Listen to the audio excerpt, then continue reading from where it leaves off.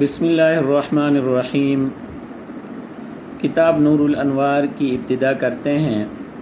سب سے پہلے عبارت ملاحظہ فرمائیے، یہ باب اقسام السنتی بڑا کر کے لکھا ہوا ہے، اس کے اوپر سے عبارت شروع ہوتی ہے، اوپر والی لائن سے وَلَمَّا فَرَغَ عَنْ بَيَانِ أَقْسَامِ الْكِتَابِ شَرَعَ فِي بَيَانِ أَقْسَامِ السُّنَّةِ فَقَالَ باب اقسام السنة السنة تطلق على قول الرسول صلى الله عليه وسلم وفعله وسكوته وعلى أقوال الصحابة وأفعالهم، والحديث يطلق على قول الرسول صلى الله عليه وسلم خاصة، ولكن ينبغي أن يكون المراد بالسنة ها هنا هو هذا فقط، لأن المصنف رحمه الله ذكر أفعال النبي صلى الله عليه وسلم وأفعال الصحابة وأقوالهم بعد هذا الباب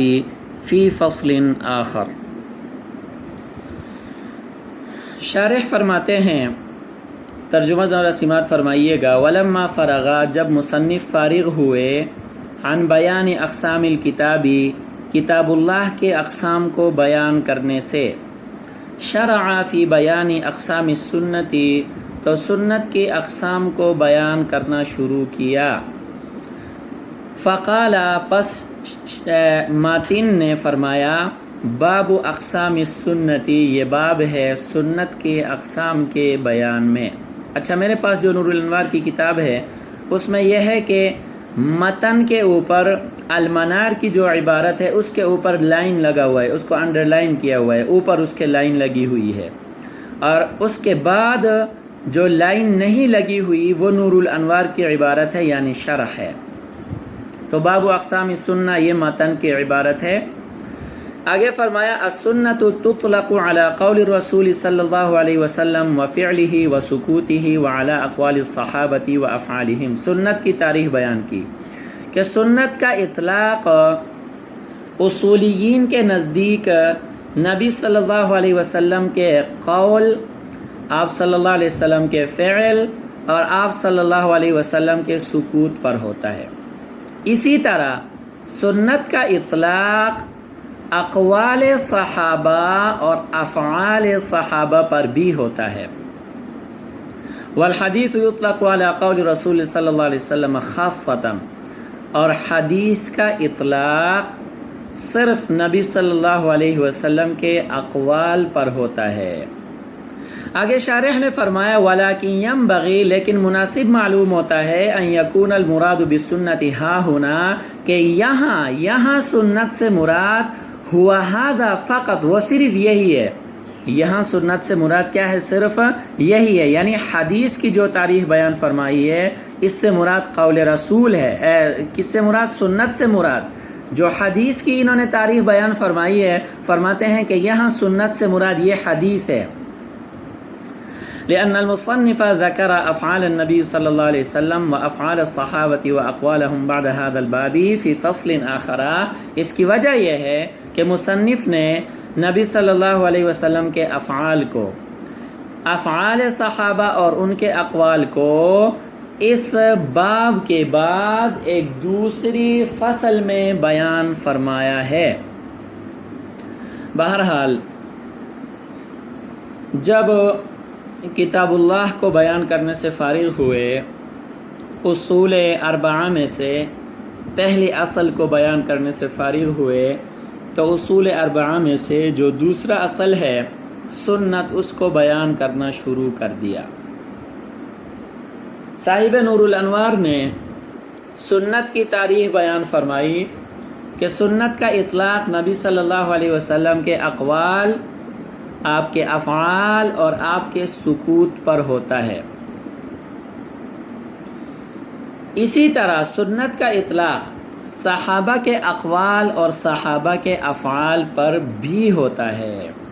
اچھا، نبی صلی اللہ علیہ وسلم کے حوالے سے جو سنت کی تقسیم فرمائی ہے، تعریف بیان فرمائی ہے، اس میں 3 چیزیں آئی ہیں: قول رسول، فعل رسول اور سکوت رسول اللہ صلی اللہ علیہ وسلم۔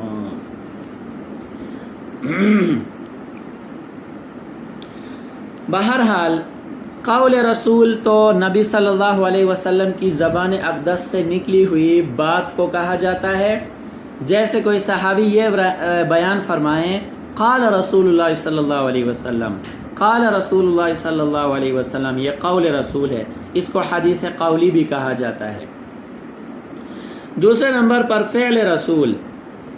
فعل رسول کہا جاتا ہے کسی راوی کا نبی صلی اللہ علیہ وسلم کے کسی فعل کو آگے روایت کرنا.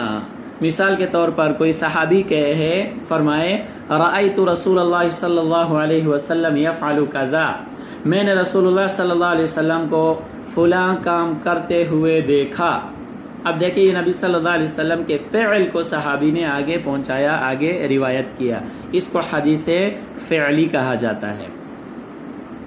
تیسرے نمبر پر نبی صلی اللہ علیہ وسلم کا سکوت. سکوت کہا جاتا ہے نبی صلی اللہ علیہ وسلم کی موجودگی میں آپ صلی اللہ علیہ وسلم کے سامنے کوئی صحابی مسلمان کوئی کام کرے اور نبی صلی اللہ علیہ وسلم نے اس پر نکیر نہیں فرمائی، بلکہ نبی صلی اللہ علیہ وسلم نے اس پر خاموشی کا اظہار فرمایا. مسلمان کی قید، صحابی کی قید اسی لگائی ہے کہ اگر کوئی غیر مسلم کوئی کام کرے اور نبی صلی اللہ علیہ وسلم اس کو نہ روکے تو پھر وہ حدیث تقریری کے ضمن میں نہیں آتا، وہ سکوت کے ضمن میں نہیں آتا. بہرحال نبی صلی اللہ علیہ وسلم کے سامنے کسی نے کوئی کام کیا یا کسی نے کچھ کہا، نبی صلی اللہ علیہ وسلم نے اس کام کو دیکھ کر، اس کہی ہوئی بات کو سن کر خاموشی اختیار کی، اس پر نکیر نہیں فرمائی، اس کو حدیث تقریری کہا جاتا ہے. اب دیکھیں اس کو حدیث تقریری سکوت کو اس لیے کہا جاتا ہے کہ اگر وہ قول اور وہ کام صحیح نہ ہوتا تو نبی صلی اللہ علیہ وسلم اس پر ضرور نکیر فرماتے، آپ خاموشی کا اظہار نہ فرماتے. آپ کی خاموشی کا اظہار فرمانا اس بات کی دلیل ہے کہ نبی صلی اللہ علیہ وسلم اس قول سے اور اس فعل سے راضی ہیں، اور نبی صلی اللہ علیہ وسلم اگر کسی قول اور فعل سے راضی ہوں تو وہ پھر سنت کے ضمن میں آتا ہے. تو یہ اس اعتبار سے اس کی یہ تین قسمیں ہم نے بیان فرمائی ہیں، قولی، فعلی اور تقریری. اچھا جی، اسی طرح سنت کا جو اطلاق ہے وہ صحابہ کے اقوال اور ان کے افعال پر بھی ہوتا ہے. صحابہ کے اقوال پر اور صحابہ کے افعال پر بھی سنت کا اطلاق ہوتا ہے. آگے ہم پڑھیں گے حدیث اور سنت اور اثر وغیرہ میں کیا فرق ہے. بہرحال جتنے ابھی کتاب کی عبارت ہے ہم صرف اسی کو حل کر لیتے ہیں. آگے شارح نے فرمایا ہے وَلَكِنْ يَنْبَغِي أَنْ يَكُونَ الْمُرَادُ بِالسُّنَّةِ ہاں ہونا ہوا ہذا فقط. ہذا اس میں اشارہ سے مراد، اس میں اشارہ کا مشار الیہ حدیث ہے. دیکھیں شارح فرماتے ہیں کہ ماتن نے یہاں پر جو سنت کی اقسام کو بیان فرمایا ہے اس سے مراد صرف حدیث ہے. نبی صلی اللہ علیہ وسلم کے صرف اقوال کو اس سنت میں بیان فرمایا ہے. خلاصہ یہ ہے، آسان الفاظ میں نے آپ کو بتا دیا کہ یہاں اقسام سنت میں یہاں ہمارے سامنے جو بحث ہے اس میں ماتن نے صرف قولی احادیث کا ذکر فرمایا ہے. کس کا ذکر فرمایا ہے؟ صرف قولی احادیث کا ذکر فرمایا ہے. تو یہاں سنت سے مراد صرف قولی احادیث ہیں. اور اس کی وجہ کیا ہے؟ دلیل کیا ہے؟ دلیل یہ ہے کہ اس باب کے بعد دوسرے باب میں جا کر دوسری فصل میں مصنف نے نبی صلی اللہ علیہ وسلم کے افعال کا بیان فرمایا ہے، صحابہ کے افعال کا بیان فرمایا ہے، صحابہ کے اقوال کا بیان فرمایا ہے.